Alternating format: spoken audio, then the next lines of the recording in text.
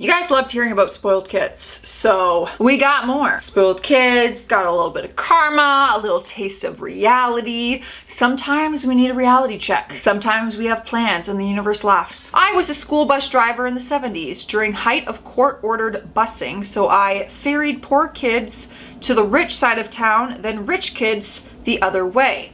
Lots of entitled brats, but one stands out. Super entitled kid, constantly defying rules.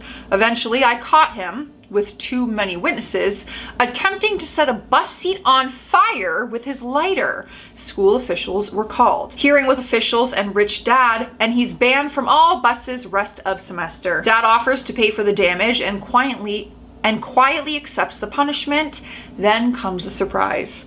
Next morning, when I arrive at 6 a.m. to clean my bus, it's a regular task every morning, rich kid and dad are standing there.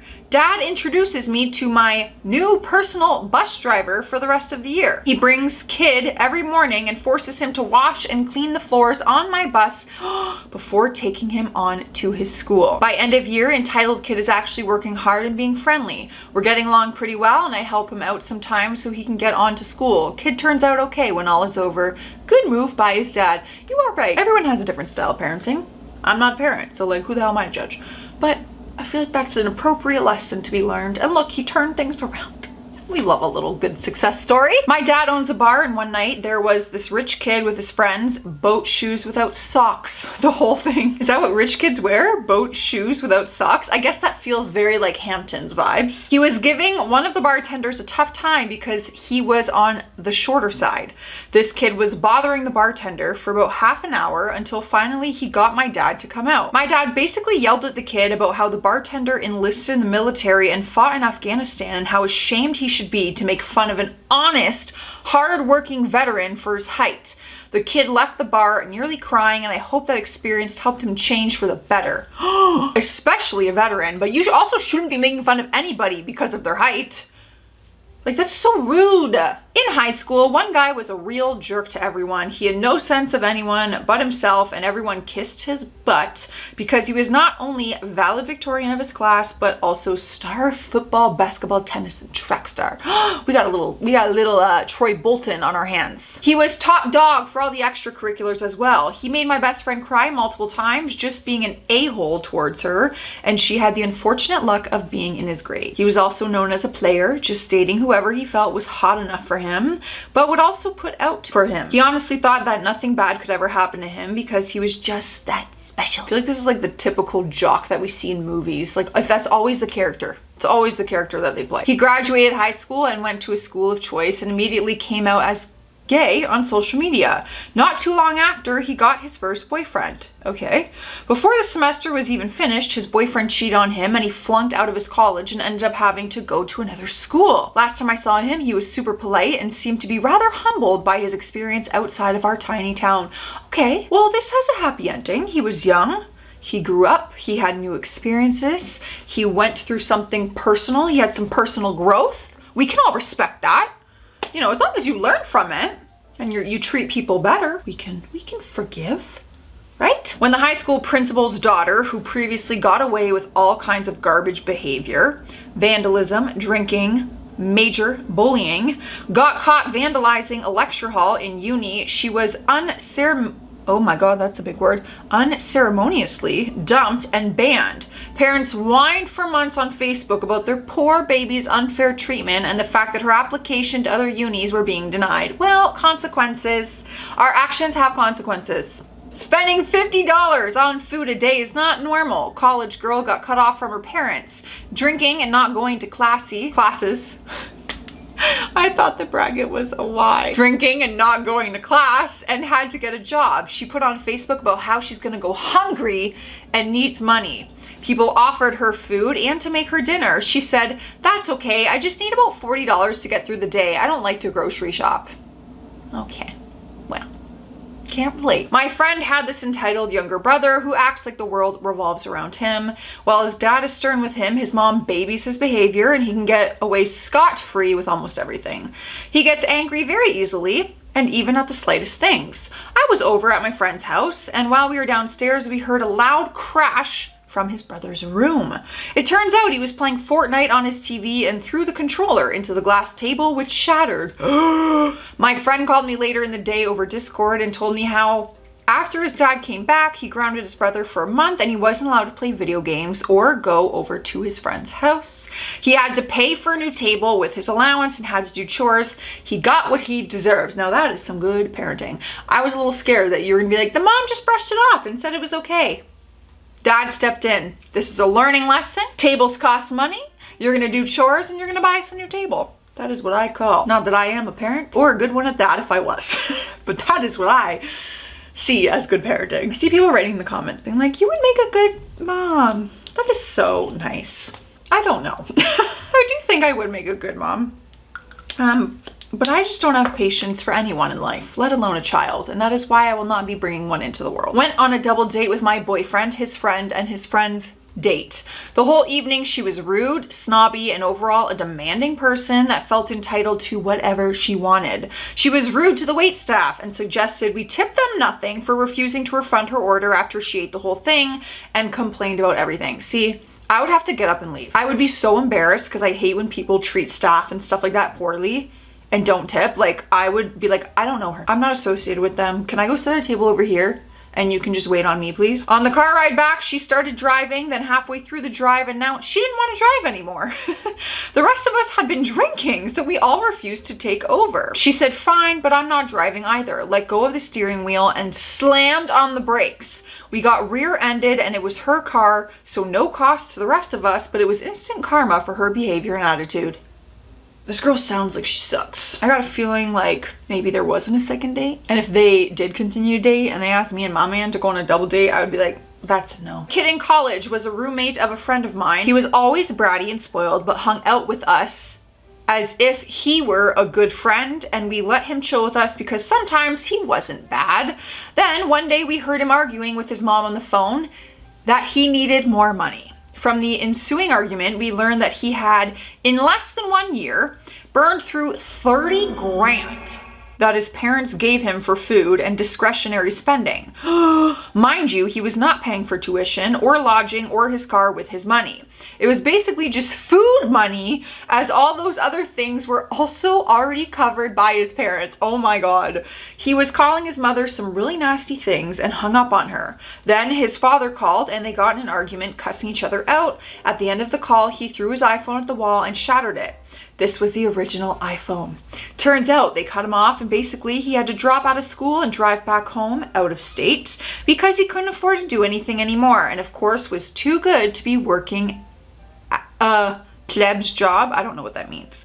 He added me on Facebook about a year later and was a late blooming 9/11 truther. What's truther?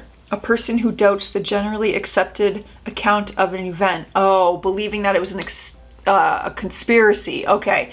Obama was president by this time. And the only thing I ever said to him on Facebook was a simple reply correcting one fact he was wrong about in his 9/11 conspiracy theory.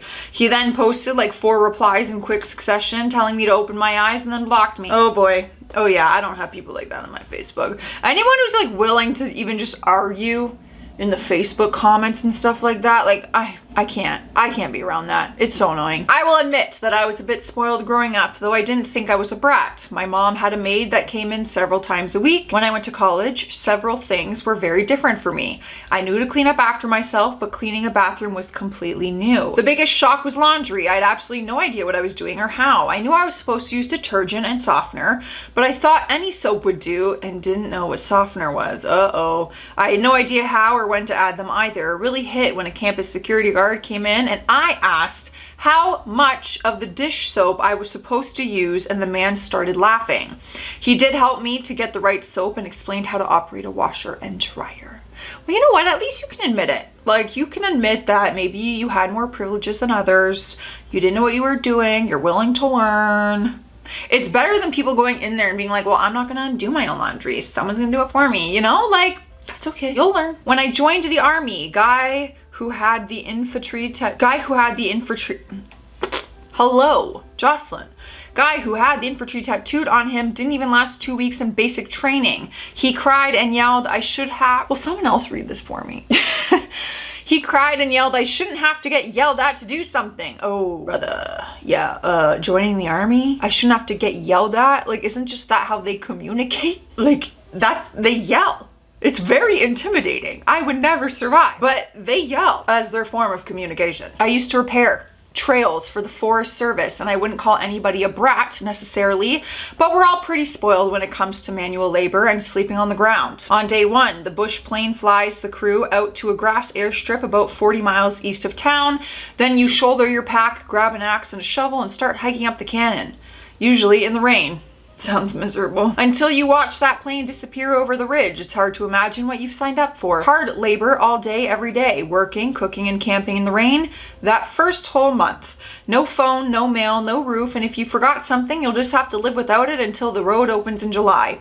Wolves and mountain lions circle the camp at night. Sometimes bears come for your food. This sounds like an episode of Survivor, sir.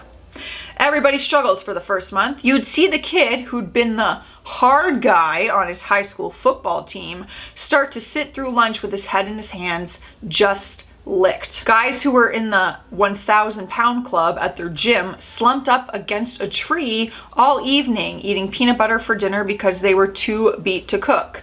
Demanding as the job was, it wasn't really a physical issue. The best workers on the crew were hippie Jesus types with noodle arms who read Marcus Aurelius around the campfire at night. They just took everything as it came, but no matter what, it just kept coming. Them and the Mormon ranch kids. I don't know how those kids came up, but nothing but what is happening? This is such a strange way of telling the story, but like, I get what you're trying to say. Like, the hard football guy was complaining and upset about, okay. Wow, there was just like a lot of like stereotypes in there. Hippie Jesus types and noodle arms I saw. Okay, moving on. That sounds horrible. I don't know, nothing about that job seemed appealing in any way. Maybe the pay. I need to know what you're making before I read that story. Someone in the comments said that my forehead is patchy. It's like, I thought you went on vacation, your forehead's patchy. Yeah. My arm's patchy right here on my forearm. It's so random. I'm not peeling anywhere, but my forehead peeled a little, my nose, and my forearms. And it's not like a full layer. It's just like the top layer is like flaking off, but then it's still tanned underneath. It's very strange, but anyways, yes, I'm patchy. I didn't remind you, drink your water.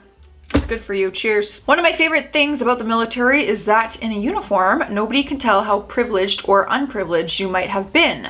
It's a total blank slate, and for many, it's humbling to not get to / have to wear your social status on your sleeve. On my second ship, there was an E2 who grew up very wealthy and was an a-hole about it. He wasn't afraid to let us know. He thought that he was better than his peers. There's a stereotype of the enlisted guy who thinks of himself as an officer as a way to pretend that means anything.